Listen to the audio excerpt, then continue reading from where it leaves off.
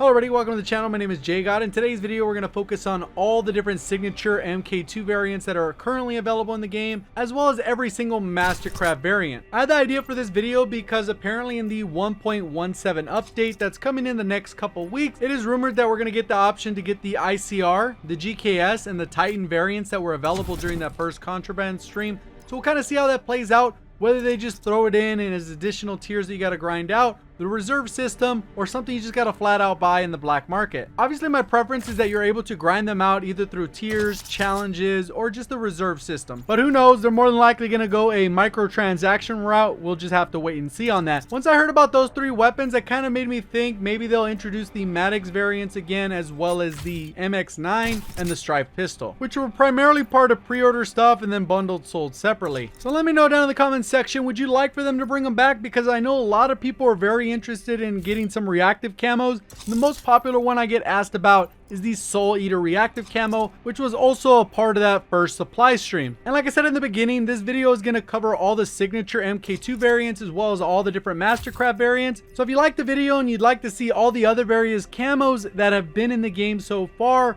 I can go ahead and do a video showing off all the different reactive camos. Let me know down in the comment section if that's something you're interested in. Please remember to hit that like button. And if you're brand new to the channel or you're one of the 80% that just continues to watch my videos but haven't hit that subscribe button, please remember to hit that subscribe button before you click away with notifications on so you can find your way back to the channel. So to start it off, let's go ahead and take a look at the ICR. So here's the ICR MKII variant. I'll go ahead and show it off. It does look a little bit shiny, but most of the MKII variants have kind of gotten progressively better, and you'll see that as we go throughout the video. Overall, that one's kind of more of a plain one. This is the Summon Mastercraft variant. See, it doesn't really do much, and then it has a little bit of movement. And a lot of the Mastercrafts pretty much have the start camo, the 5 kill camo, and then the 10 kill camo. There is one exception to this, and there is only one exception to this. Here is the Rampart MKII variant, a very clean one that recently got added to the supply stream. Right here is the KN called the Kuromaku, which is also a pretty nice one. It adds a little bloom of the flowers, and then it adds a little bit of movement. And that's typically what we're going to see. It kind of goes from a little bit plain to less plain, and then maybe a little bit more show-offy. It really just depends on what one we're looking at. Some look very similar and kind of waste of money in my opinion if you went out of your way to buy them, but that's just kind of how it goes. When you compare them, it seems like some of the ones we got for free are pretty nice. Like this one, even though I think the variant is pretty cool, clean iron sights for the Vapor Vampire Hunter, overall it's kind of really a rusty looking weapon. You can see it adds a little bit of detail, but compared to a lot of the weapons as we'll see throughout the video, this is one of the more plain ones or lackluster ones in my opinion. So this is a Maddox Street Mastercraft variant, and you can see right there, not much going on. And then you get a little bit of this blue movement, which is pretty nice. And then once you go ahead and get it all the way to that 10 kills, you're going to see this green animation going on with a little bit more yellow, and it really pops. In my opinion, pretty clean camo. And the MKII variant basically just strips off that outer layer, so you still get a nice clean look with a lot of that carbon fiber going on. A lot of the MKII variants have a ton of chrome type elements along with that carbon fiber. You can see right here the SWAT MKII variant, pretty clean, got the blue carbon fiber and a little bit of the gray mixed in.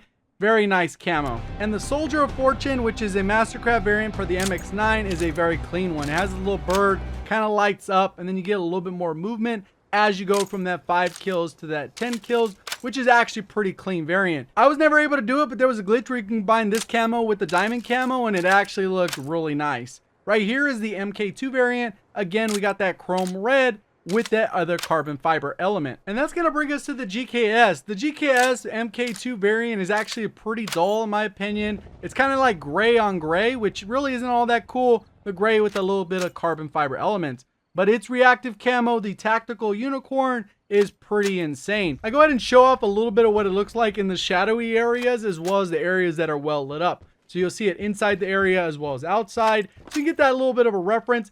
See how it kind of shines up a lot different, especially when we go outdoors. It doesn't have as much of a glow. Overall, pretty flashy and unique camo. Right here we have the Cordite MKII variant with the metallic purple and carbon fiber. Right here is the Mastercraft variant, which is 0G. This is the only Mastercraft variant which actually has 4 different levels. The starting one, 5 kills, 10 kills, and it skips straight up to 25. Gets a little bit of the red, switches to blue, and the little satellite starts to orbit it, which this actually gives me a lot of hope for future additions to the game, that they can actually think outside the box, because in my opinion, This is one of the outside the box camos we've ever seen. Doesn't look like a bunch, but there's literally something moving around your weapon. Next up is the SOG, which is kind of an odd one. It does change a lot of colors, a lot going on. It has these horns coming out, which kind of obstruct your view compared to the regular SOG. So I'm not sure if it's a plus if you're going to be running this one, but at the end of the day, it is very unique when it comes to camos and Mastercrafts. Now when we get to the Damon MX2, you can see how clean this one is. Has that orange and chrome and then also carbon fiber. So this actually has 3 different colors. Very nice camo. I don't really like the gun that much, but it is very clean. The Auger DMR Mastercraft kind of has that little bit of a steampunk flair. It's called the ZX7000. You can see it lights up, but it also has a little bit of a glow when you get a kill. Kind of electricity there, and it dissipates. And then it's kind of all lit up right here. And then when you get the final kills, it kind of just goes away and goes back to this purple. And that's going to go ahead and bring us to the ABR Mastercraft called the Fighter Ace. And this one actually pretty unique. You can see the little propellers moving. Not too much going on in the first one. And the wings start to kind of glow. You see it goes from purple after that 5th kill and then goes to the yellow, which it stays all the way up until you get that 10th kill, which is pretty interesting to me because they've chosen to kind of change the rules up on some of them, that they only work when you get a kill, and it kind of changes it up the same way we just saw with the Auger DMR. And then it finalizes with that little purplish pink flare. And that brings us to one of the cleanest variants in my opinion when it comes to the MK2 variants, and that is the Swordfish MK2 variant.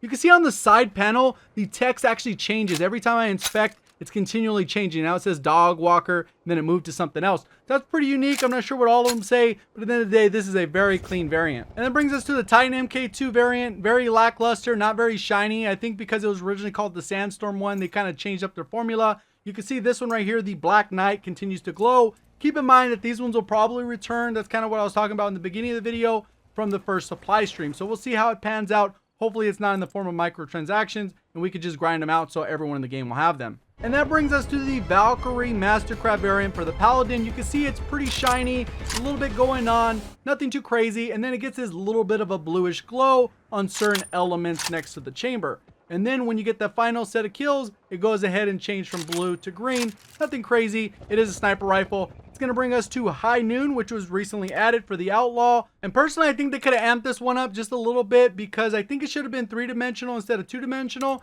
You can see the little duck spinning around where the chamber inserts. And then they're going to add some target signs. So you can see the targets are moving back and forth along the side of the weapon, and then it still has those ducks moving around. But I really wish they would have been 3-dimensional instead of the flat surface that we're seeing on the chamber. And that's going to bring us to another MK2 variant, and this time it's for the Koshka. This one actually looks pretty clean. I like that tealish blue color, and again we get more of those carbon fiber elements. I believe this one again is in reserve, so you're going to have to be lucky to get it. And then that's going to bring us to the Stripe MK2 variant. And this is one of the first, if not tied for the first MK2 variant. So you can see they went very plain with it. Not so much glow going on. Still a little bit of carbon fiber, but not much more than that. And then that's going to go ahead and bring us into Divine Justice, which is the Mastercraft variant for this weapon.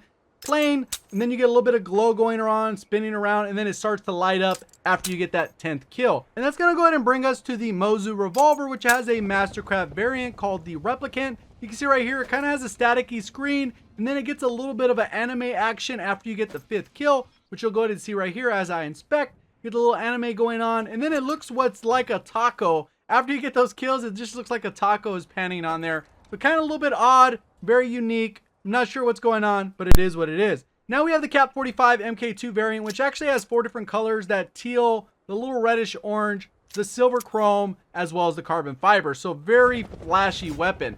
That's going to go ahead and bring us to the SG12. Let's go ahead and take a look at that boombox. And right here we can kind of see, kind of plain at first. Then it looks like you're going through a subway with a little bit of light moving with a little white stripe that goes across it. And then as you go a little bit further on and you get that 10th streak with this weapon, it's going to go ahead and make it so that it changes two-tone. A little bit of blue, a little bit of red. And for a while there, it seemed like this was one of the rarest items in the game. And here's the MK2 variant of that same SG12. And what's funny is how this one's almost identical to that MX9 MK2 variant with that red and carbon fiber.